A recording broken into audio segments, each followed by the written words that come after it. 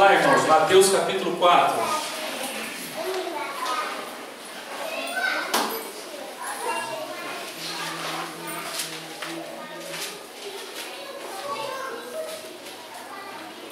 Mateus 4. Vamos ler do 1, que nós vamos até o versículo 4 hoje. Vamos reler então. Mateus 4. Vou ler aqui na minha versão. Diz assim: as crianças já foram, né? Antes disso, já foram dizer aqui. A seguir, Jesus foi levado pelo Espírito para o deserto. Era a hora da prova e o diabo era quem iria testá-lo. Jesus preparou-se para a prova, jejuando 40 dias e 40 noites. O jejum deixou-o com muita fome. E o diabo aproveitou-se disso para aplicar a primeira prova. E disse: já que você é filho de Deus, ou se tu és filho de Deus, dê a ordem que transformará essas pedras em pães. Citando Deuteronômio, Jesus respondeu: é preciso mais que pão para permanecer vivo. São necessários palavras firmes que procedem da boca de Deus, ou não só de pão viverá o homem, mas de toda palavra que procede da boca de Deus. Hoje eu estava orando, e até conversando com a Alana no Jocum e tudo, e eu quero desafiar para nós aqui, a gente dar uma pausa nesse versículo 4, e como se a gente, fazer uma imagem com ilustração, né? Se a gente puxasse uma setinha assim, para pensar um assunto paralelo que a provação ou a tentação acaba nos convidando a pensar. Quando eu falo assim, tentação, que outro assunto poderia vir logo em seguida? Pense comigo. Seria quase que um sinônimo. Pecado. Hoje eu queria que a gente conversasse sobre pecado. Um assunto até pouco pregado, assim, nas igrejas no geral, né? Na vida ainda a gente, de vez em quando, vai, fala, até confronta alguma coisa e tudo, mas é muito comum você ter hoje, num crente recém-convertido, ou que já tem um tempo de conversão, uma discussão muito aquém, ou muito simples do que é o pecado. E eu queria que a gente abrisse isso hoje, para a gente pensar juntos. Pecado. O que é isso? O que é pecado? Como é que isso se configura na minha vida e na sua? Será que depois que eu aceito Jesus eu não peco mais? E por que eu peco depois que eu aceito Jesus? Por que eu insisto no pecado? O que o pecado faz comigo e com você? Quais são os pecados que eu e você temos? Que nós não estamos largando eles. Por que nós não largamos o pecado? Por que o pecado é tão ruim? Eu queria pensar isso com você hoje. E para a gente começar, o livro que mais vai falar sobre pecado no Novo Testamento, basicamente, onde a palavra pecado vai mais aparecer, qual é? Muito bem. Você falou em cima, assim, você já estudou sobre isso, assim, humanos, o pecado, essa coisa assim? Eu lembrei dos estudos passados. Tá. Eu estava dando uma olhada aqui também em pecado. Certo. Aí você vai ver exatamente. Exato. Romanos é muito interessante, muito interessante. A palavra pecado, você vai ver que ela vai aparecer mais em Romanos que em Mateus. Você tem uma noção. E vai ser muito interessante a gente perceber isso. Então nós vamos fazer da seguinte forma. Eu vou ler um pedacinho do capítulo 1 de Romanos, a gente vai parar, vamos discutir, você pode participar, pode contribuir. E aí a gente vai lendo outras dimensões disso, outras partes de Romanos, não dá para ler ele todo. O dia que você, eu te aconselho, eu te oriento, o dia que você quiser estudar a fundo o pecado, além dos evangelhos é óbvio, a maneira como Jesus vai combater, vai confrontar, além de ver o comportamento de Jesus, é o que Paulo escreve em Romanos. Você vai ver a noção do pecado e a evolução, ou seja, como é que essa ideia de pecado ela vai sendo desenvolvida por Paulo, para que a gente entenda o que é e como é que o amor e a graça vai atravessar isso. Como é que não é uma coisa simples, né? Onde muitas pessoas confundem e perdem essa graça que vira graxa, que vira quase que um pretexto para que eu possa pecar e continuar pecando, afinal ele me ama, ele vai me perdoar e está tudo resolvido. Será que é assim? Mas vamos lá, vamos em Romanos 1 então. Isso aqui, só para um recorte aqui. 18. Romanos 1, 18. Vamos lá.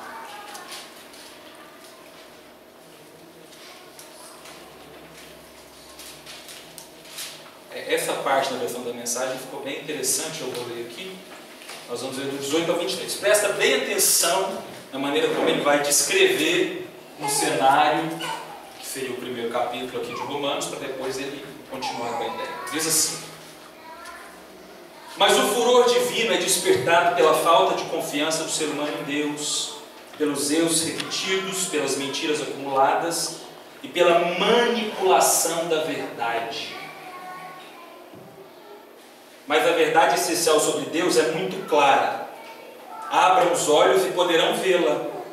Se analisarem com cuidado o que Deus criou, serão capazes de ver que os olhos deles não enxergam o poder eterno, por exemplo, e o mistério do ser divino.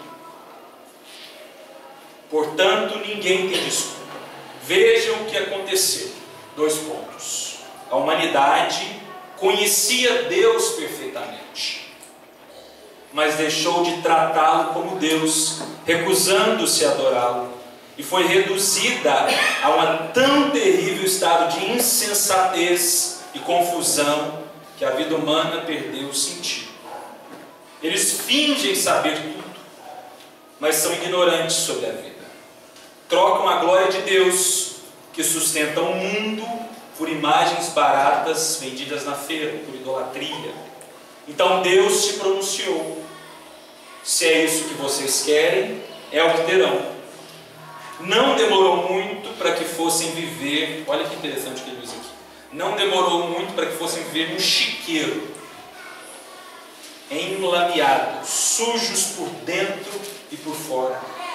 Tudo porque trocaram o Deus verdadeiro por um Deus falso e passaram a adorar o Deus que fizeram no lugar do Deus que os fez.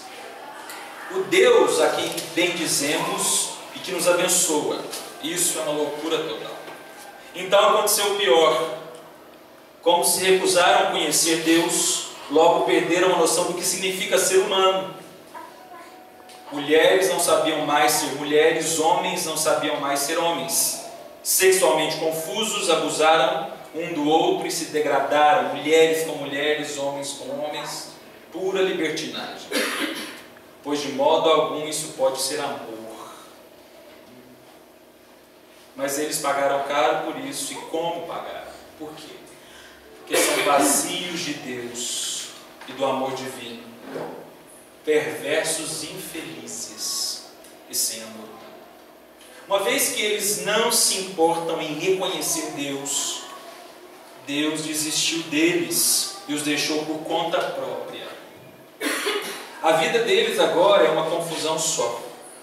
Um mal que desce ladeira abaixo. Eles tomam à força o que é alheio, são ambiciosos, caluniadores, cheios de inveja, violência, brigas e trapaças, fizeram da vida um inferno. Olhem para eles, são maliciosos, venenosos, críticos ferozes de Deus, brigões, arrogantes, gente vazia e insuportável, mestres em criar meios de destruir vidas e revoltados contra os pais. Não passam de seres tolos, asquerosos, cruéis e intransigentes. Até parece que eles não sabem o que fazem, mas têm plena consciência de que estão cuspindo no rosto de Deus e não se importam. Pior ainda, premiam quem faz as piores coisas com eficiência. Opa! Sabia que estava em Romanos? Já tinha lido isso aí, será? Paulinho, Oi. você podia repetir para mim o começo do verso 24 na sua versão, por favor? 24, vamos lá. Então Deus se pronunciou: se é isso que vocês querem, é o que terão. Não demorou muito para que fossem viver num chiqueiro enlameado, sujos por dentro e por fora. Como é que está? A tradução é muito diferente. Certo. Porque aí dá a entender que Deus fez de conta, assim, vocês querem, então faz.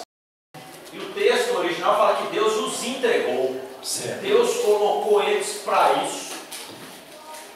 Então, assim, igual você, tem um outro texto que você leu, é difícil a gente acompanhar porque é muito diferente a tradução. Vamos fazer assim? E esse final que você leu, por exemplo, quando fala de Deus, quando eles começam a concordar, a versão também é muito diferente.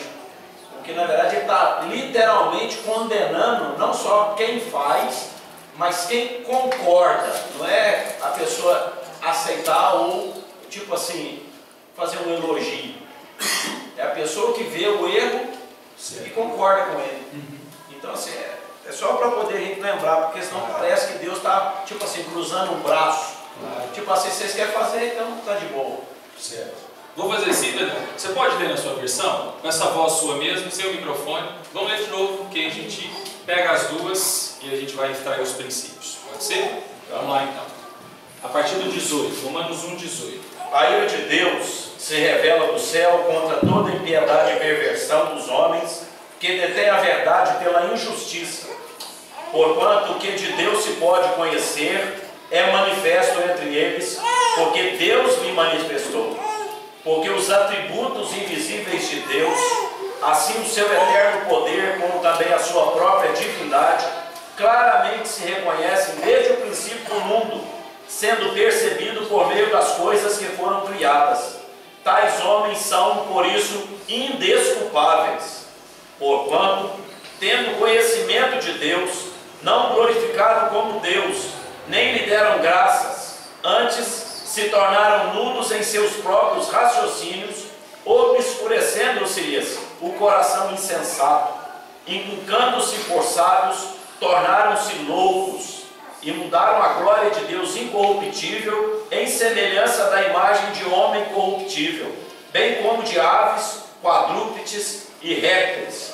Por isso Deus entregou tais homens à imundícia, pelas concupiscências de seu próprio coração, para desonrarem o seu corpo entre si, pois eles mudaram a verdade de Deus em mentira, adorando e servindo a criatura em lugar do Criador, o qual é bendito eternamente. Amém. Por causa disso, os entregou Deus às paixões infames, porque até as mulheres mudaram o modo natural de suas relações íntimas por outro, contrário à natureza. Semelhantemente, os homens também, deixando o contato natural da mulher, se inflamaram mutuamente em sua sensualidade, cometendo torpeza, homens com homens, e recebendo em si mesmo a merecida punição de seu erro.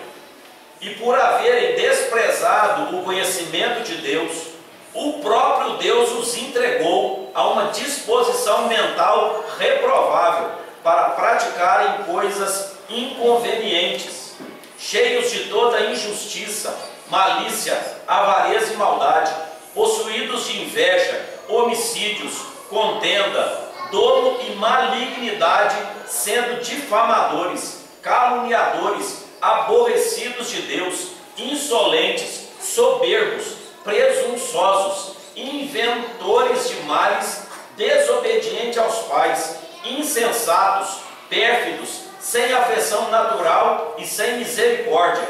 Ora, conhecendo eles a sentença de Deus, de que são passíveis de morte, os que tais coisas praticam, não somente as fazem, mas também aprovam os que assim procedem. Isso, obrigado, Pedrão. Por que eu escolhi esse texto para a gente começar aqui?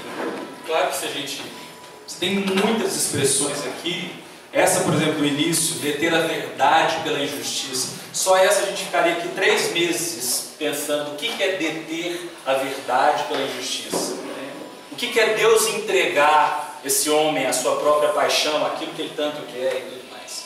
Mas não é nosso objetivo aqui aprofundar nisso, é porque a gente tem tempo para isso. Né? Mas eu quero que você, à luz disso que nós ouvimos, você ouviu uma versão, ouviu outra, o que é pecado? Se amanhã no serviço você encontrasse alguém, você é evangélico? Não. Vocês falam de pecado, né? O que é pecado? Pensa aí. Romanos 1 foi só um cenário para a gente poder pisar em alguma coisa para começar a nossa reflexão aqui. O que é pecado? Vai, Sueli. É algo que entristece o coração. Entristece o coração de quê? O seu coração fica triste com o pecado? A pessoa está cometendo um pecado. Será? Contrário, é algo que entristece o coração de Deus, desobediência. Por que entristece o coração de Deus? Por quê?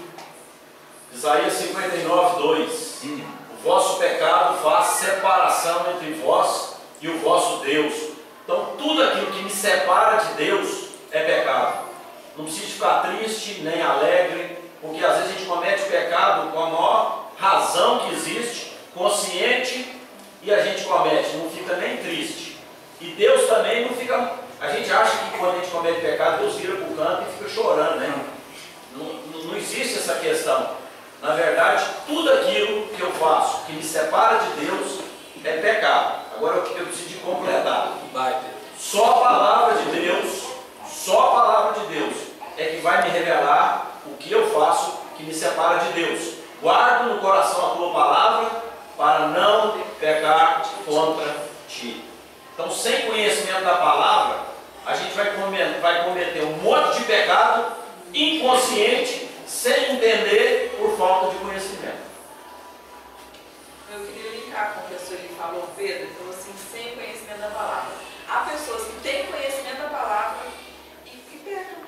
Eu acho que não tem esse discernimento. Eu vejo que o que traz discernimento é a partir do momento que você recebeu Jesus e tem o Espírito Santo habitando em você, aí sim o Espírito Santo vai te dar a luz daquilo que é, daquilo que não é, né? Que convém realmente, aquilo que não me é lícito e não me convém fazer. Só o Espírito Santo vai te dar esse discernimento, porque conhecimento da palavra não muda para muita gente. Certo, mas quando eu pego o discernimento, o Pedro foi em cima do conhecimento da palavra,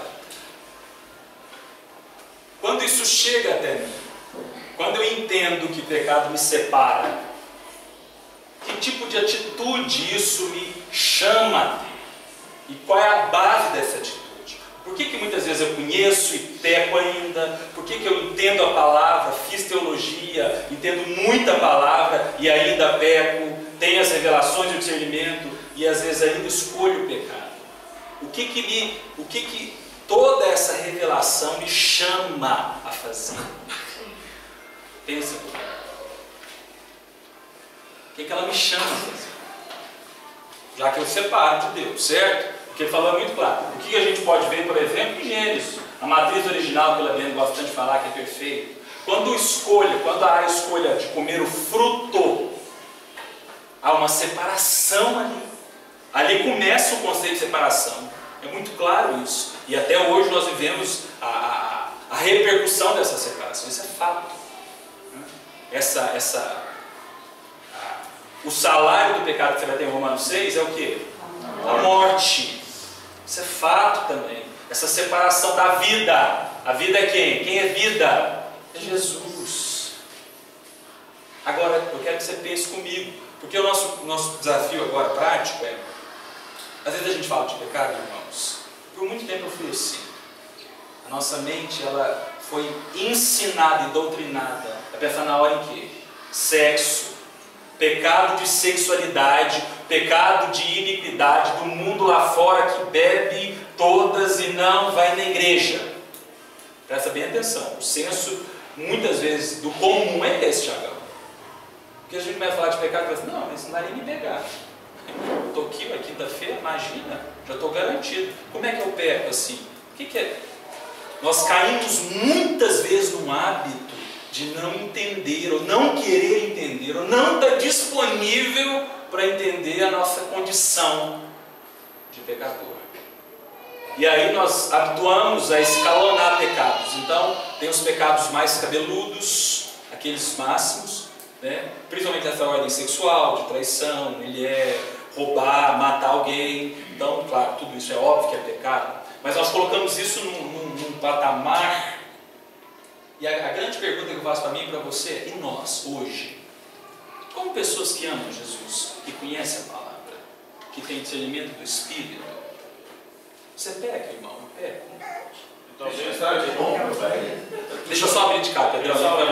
Talvez pelo orgulho, soberba. Peraí, talvez pelo orgulho. Não, o orgulho não é um pecado? Crente, por exemplo, às vezes tem orgulho, eu quero ser mais do que o outro. Por quê?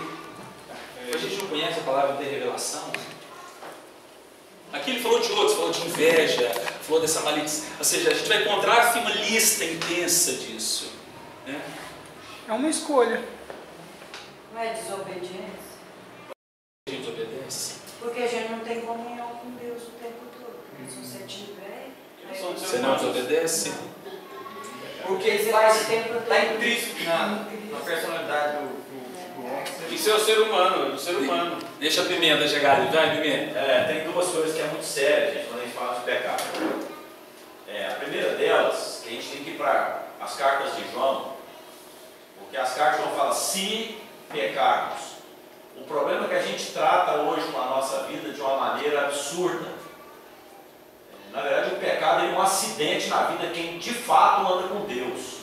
E a gente hoje trata como se o pecado a gente está sujeito a ele o tempo todo, porque a gente é limitado, a gente tem os defeitos nossos e tal. Na verdade, João, quando ele fala, se pecarmos, temos advogado junto ao Pai, Jesus Cristo o justo.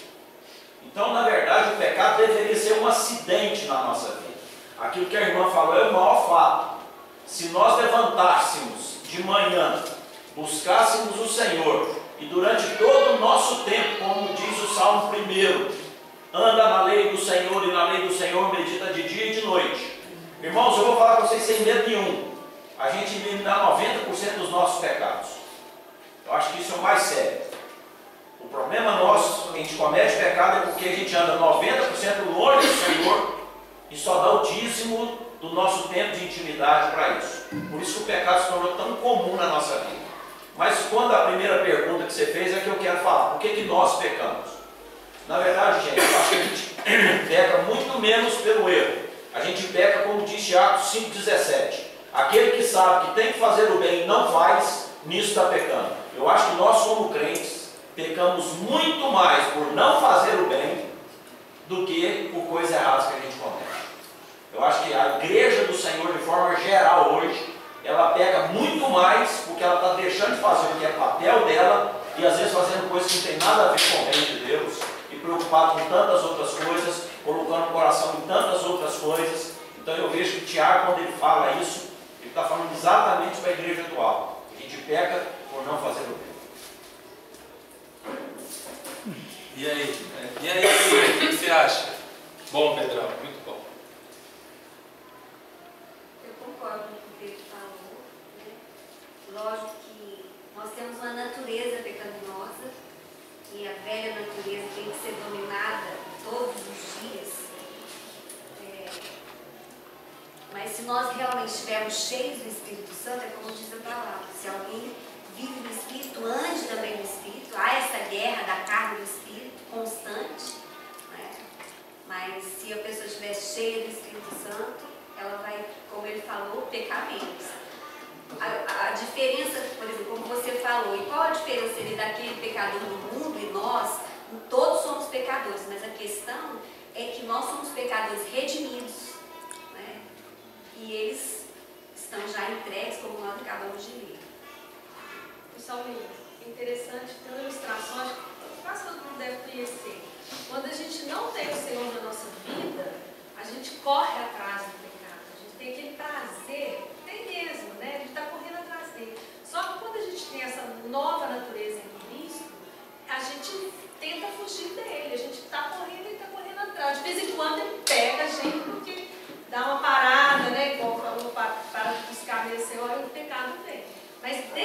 de pecar, realmente pela nossa natureza, não tem como. Aquele que diz que não peca, acaba de pecar. Já vou passar. Depois vocês leem o capítulo 3, tá? Não vamos ler, já são quase 8h40, já está acabando. Mas o capítulo 3 tem uma citação de Paulo, né, que fala que ninguém produz o bem, ninguém consegue fazer o que é bom. Né? Dialoga muito com essa questão da natureza e desse processo. Mas diga aí, Rodrigo. Não, então, até diante disso que foi discutido, até me veio à mente aqui a palavra de Paulo fala, maldito homem que sou. O bem que eu quero fazer, eu não faço. E o mal que eu não quero fazer, eu faço. E aí? Aí não era um homem cheio do Espírito? E aí? Tem uma discussão, não uma discussão, mas eu só teria só um cuidado com a palavra que o Pedro usou. Eu acho que não está errado não, mas só para a gente pensar que pode ser um perigo. No caso dele, ele não foi um perigo, mas se a gente tomar, de vez em quando pode ser um perigo, que é a palavra acidente. Eu não acredito que pecado é acidente. Pecado é escolha. Mas é escolha mesmo. Porque, gente, eu vou atravessar a rua, eu sofri um acidente. Estava conversando agora com você, né, Fabrinho? Um acidente aconteceu lá na sua empresa, o cara morreu. Um acidente tem vítima. Eu não sou vítima do pecado. Eu escolho o pecado. A primeira coisa que a gente tem que trazer em mente para a nossa vida no cristianismo, você e eu, que a gente está buscando Jesus, querendo maturidade, é que essa revelação, essa palavra, essa luz aponta que é uma escolha. Quando eu escolho falar mal de alguém, vamos falar de pecados que são comuns no nosso meio, para a gente pensar assim, como é que isso acontece? A luz aponta que é pecado julgar o meu irmão. A luz aponta que na minha boca tem que ser proferidas bênçãos e não maldição quanto o próximo. Quando eu, sabendo disso, escolho falar mal, isso não pode ser um acidente, isso é a minha escolha. Claro que eu entendi a questão do acidente como um processo de que, pela minha caminhada por amar Jesus, isso vai ser uma prática constante todo dia. Eu não vou colocar isso dentro da minha bolsa, não deveria, né? Colocar isso dentro da minha bolsa, aí isso configura como um acidente. Mas eu só chamo a atenção para que você não tome isso como uma muleta, nem eu, como um acidente. Pecados que nós podemos cometer no nosso meio, que envolve intenções do coração. Intenções do coração. A Bíblia é muito clara disso. A gente está com um movimento lá na comunidade muito interessante. A gente meditando esse ano sobre ser amigos da cruz, a comunidade viajou com o que eu tô falando. E aí Deus começou a vir, né, Raul, sobre nós. E a gente começou a pensar o que é pecado na nossa vida e como que a gente tem que se posicionar diante de uma escolha que é nossa. Como? Agora virou uma pergunta. Como? Já que nós temos a revelação, temos essa luz, temos entendido isso, estamos conhecendo a palavra, cada um com a sua maturidade, mas a gente está se envolvendo mais com essa palavra. Então, quando eu peco, quando eu escolho pecar, o que a Bíblia me diz sobre como proceder? E aí, vamos lá. É difícil esse negócio. É difícil. É difícil a escolha? Separar a responsabilidade humana e a soberania de Deus é o ponto mais difícil na vida de qualquer um. Vou citar alguns exemplos. Faraó pecou, e se a gente for olhar, ele pecou por intenção. Mas a Bíblia diz que Deus o separou para fazer aquilo. Judas traiu Jesus e a Bíblia diz que ele nasceu para fazer aquilo. Tiago diz que Deus opera em você tanto o querer, então é uma decisão sua, mas a Bíblia diz que Ele é quem opera em você o querer e o efetuar, ou seja, Ele é quem está por trás do seu desejo e Ele é quem está por trás do fazer o seu desejo. O difícil para nós, quando a gente vai para a Bíblia, é separar isso. Eu não tiro o corpo fora da minha responsabilidade, porque senão o que acontece? Se eu decido as coisas, se eu tomo qualquer decisão por desejo próprio, eu tiro o governo soberano de Deus da minha vida. Então Deus ele vai ser sempre pego de surpresa. Por exemplo, eu decidi levantar e aí te dar um burro. Deus não sabia, o que é isso? Olha o que ele fez, eu não estava esperando isso. Então é muito, eu concordo com você, eu só quero deixar isso para que a gente entenda que existe um fio no meio disso que nós não temos como explicar. Só para a gente entender, Davi, ele pecou com Batseba, nasce um filho morto. No primeiro momento Deus disse não, depois Deus vai lá e fala assim, vai lá e toma a Batseba. E dela vem o filho dele que arrebenta com tudo. Você vê, Ciro não era de Deus, mas a Bíblia diz que Deus iria levantar um ímpio para fazer o que Ciro fez. Quem estava por trás era Deus. Nabucodonosor era um louco, e Deus levanta ele e usa ele. Mas se a gente estivesse vivendo naquela época, nós íamos assim, não, a responsabilidade é dele. Ele tomou a decisão, mas a Bíblia já tinha dito em Isaías 75 anos antes que ele ia fazer aquilo. Aí eu te pergunto, como é que ele tomou essa decisão? Se Deus 75 anos antes disse que ele ia fazer aquilo. Por isso eu acho que a gente tem que ter muito cuidado. Eu não tiro a minha responsabilidade, eu sou o pior de todos. Aí entra o que alguém disse aqui: a quem muito é dado, muito é cobrado. Então a gente tem que vigiar demais. Por isso, quando eu disse a palavra acidente, eu vou assim enfatizar nesse sentido. O pecado na nossa vida, ele acontece, por exemplo, um acidente. Ele só acontece porque eu acelerei demais, eu fiz um trem errado, ou alguém tem responsabilidade, certo? Mas de alguma forma, a gente sabe que alguma coisa estava por trás. Então eu só não quero, porque senão a gente fala assim, a partir de agora eu resolvo as coisas na minha vida, Deus não tem participação nisso. Ou então fala assim, Deus é culpado disso, o problema é dele e eu fico de cá.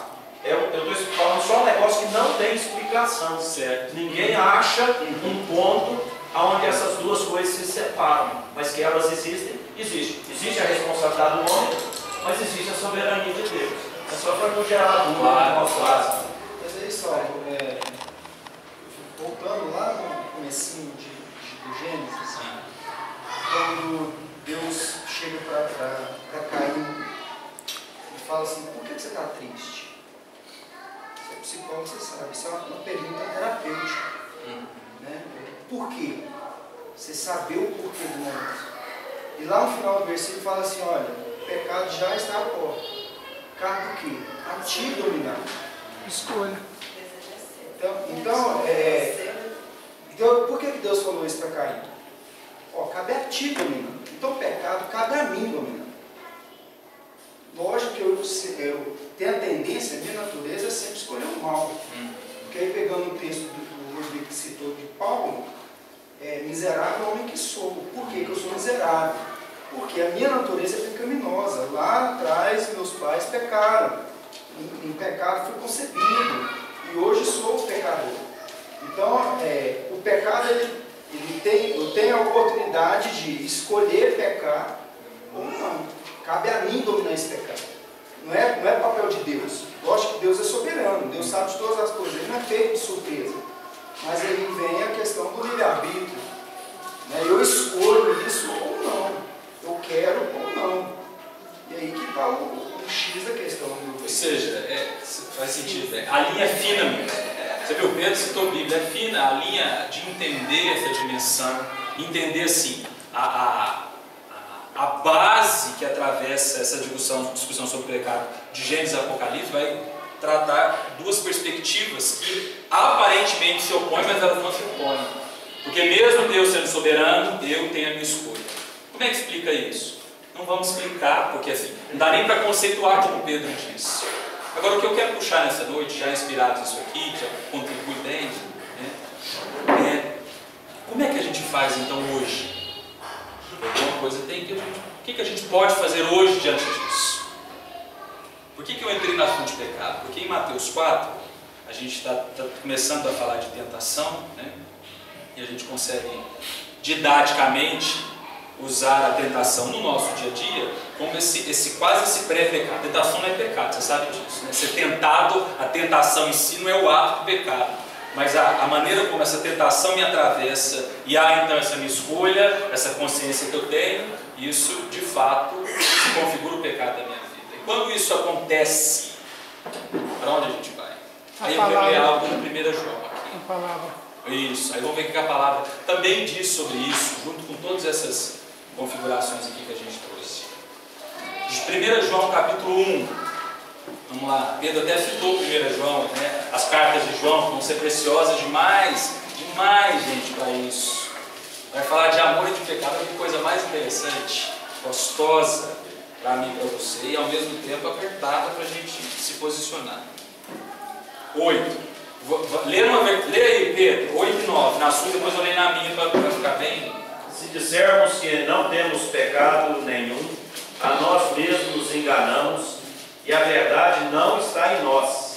Se confessarmos os nossos pecados, Ele é fiel e justo para nos perdoar os pecados e nos purificar de toda a injustiça. Aleluia. A minha está mais ou menos assim. Qual é o segredo que João diz aqui para mim e para você? Confissão. Confissão de pecados. É uma prática, irmãos, que nós vamos ter na Bíblia como uma orientação precisa para o meu cristianismo e para o seu, assim, para o exercício da minha fé e da sua. Agora, quer uma mais interessante também? O Pedro já até citou. O Pedro anunciou quase todo o estudo na primeira vez ali. Quase que assim, não. Tiago, vamos para o Tiago aqui. Tiago ainda vai ser mais categórico. 5, Tiago 5,16. Olha o que ele vai dizer para mim e para você aqui. Pode ler também, Pedro, por favor. 5,16. Confessai, pois, os vossos pecados uns aos outros e orai uns pelos outros para serdes curados. Muito pode, por sua eficácia, a súplica do justo. Aleluia. Você ouviu o que a gente leu aqui? Deus me livre confessar meu pecado pro outro. Aqui. É isso mesmo. Você entendeu o que a gente leu aqui, irmão? Você entendeu o que a gente leu aqui? Olha isso. Quem quer mudança tem que abrir a boca. Olha isso aí. Olha o que Tiago fala para mim e para você, gente. Voltando agora ao negócio da comunidade aqui. Olha como a gente está lá, a duras penas, inclusive, claro, óbvio, porque não é agradável fazer isso. Mas no início do ano Deus falou conosco sobre ser amigos da cruz, está falando com a gente, coisas pontuais e tal. E aí, nós então temos um tempo juntos, de meditação todas as manhãs. Pedimos do início do ano para cá, Deus começou a nos mover para confessar pecado na frente de todo mundo. Pensa o que é isso, Rodrigo? Assim, não estou falando que nós somos os melhores, né? Por favor, gente, não é nada de... Estou usando exemplo, porque eu me inspirei nesse exemplo para a gente discutir isso aqui. A gente coloca uma cruz lá, Pedro, é muito legal, uma cruz de madeira lá. Aí fica a cruz assim, a gente, só simbolicamente, a gente tentando ser amigo da cruz, procurando ser amigo da cruz, dá um abraço na cruz assim e fala para os 20. Teve uma pessoa que foi lá, foi muito forte. Gente, foi muito forte. E essa pessoa falou que ela tem a prática de falar mal, de julgar uns aos outros. E essa pessoa foi falando nome por nome. Ela falou, e a pessoa sentada. E ela chorava. E ela dizendo, pedindo perdão, confessando e pedindo perdão. O que tem nisso? Vida, cura. Por que Tiago fala, por que não é possível? Por que ele vai enfiar o outro? Porque muitas vezes aqui, e vai ter que ter o outro nessa confissão, para que eu e você possam ser curados. Que coisa linda isso, gente. E aí, a base de tudo isso, é onde a gente vai caminhar para o final agora, sim para as mãos. A base de tudo isso é uma palavra: quebrantamento. Se eu e você não formos quebrados, essa confissão, esse arrependimento, ela não vai vir.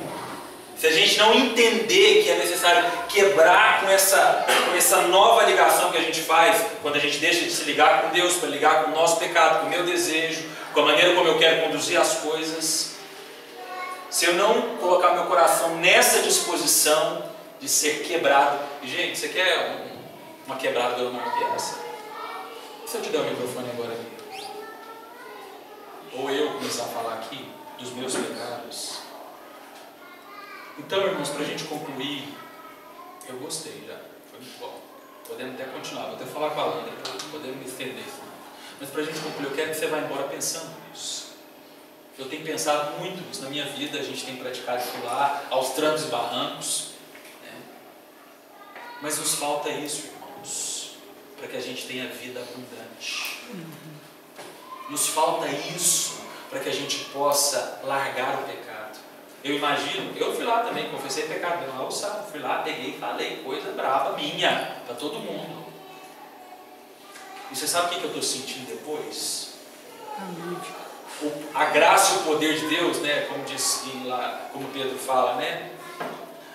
Completa para mim, aonde abundou o pecado, Abundou a graça. Ela me fortalece, dona. Fugiu seu nome. Solange, isso, a obedecer, porque eu me inspiro na vida que a cruz me dá, o que a Miriam falou, a redenção é isso. Agora, irmãos, em nome de Jesus, eu quero te convidar e te incentivar a sondar seu coração, com o Espírito Santo, que conhece tudo. Permita, já vou te dar a palavra, permita que Ele mostre para você, e quando Ele mostrar, não retenha o quebrantamento. Se for preciso, vá até o irmão que você falou mal. Se for preciso, vá até a pessoa. Vá para Deus e abandone isso. Porque o salário do pecado para mim e para você é a morte. Nós vamos ser tentados até o fim, irmãos. Até o dia que Jesus voltar, ou a gente for para o céu antes disso. E tentação não é o pecado em si. Agora, se nós cedermos às tentações, se não conhecermos a palavra de Deus, se a gente viver uma vida de acariciar práticas que a gente não coloca naquele escalão de pecados maiores e até cauteriza a mente, engessa a mente, nós não vamos habitar no conceito de vida abundante, de plenitude, disso que a palavra nos convida a viver aqui nessa terra ou a partir dessa terra para o céu. Fala, Miriam. É Tiago 4,17. Eu falei 5,17, mas é Tiago 4,17. Somente para completar, porque além dessa confissão desse arrependimento, porque o Rodrigo falou sobre essa questão de nós termos vontade de fazer o bem, não fazer, de pecado, a questão também é da nossa natureza, né? Que nós precisamos da transformação da nossa natureza. E essa transformação da natureza, logo vem o versículo seguinte: graças a Deus por Jesus Cristo. Porque quando nós alcançamos a transformação da natureza pela palavra, logicamente nós vamos pecar menos. Nós continuaremos sendo pecadores, mas com a natureza sendo cada vez mais transformada, parecidos cada vez mais com Jesus, logicamente nós vamos pecar muito menos. É entender, Salim, acho que é entender que isso é um processo.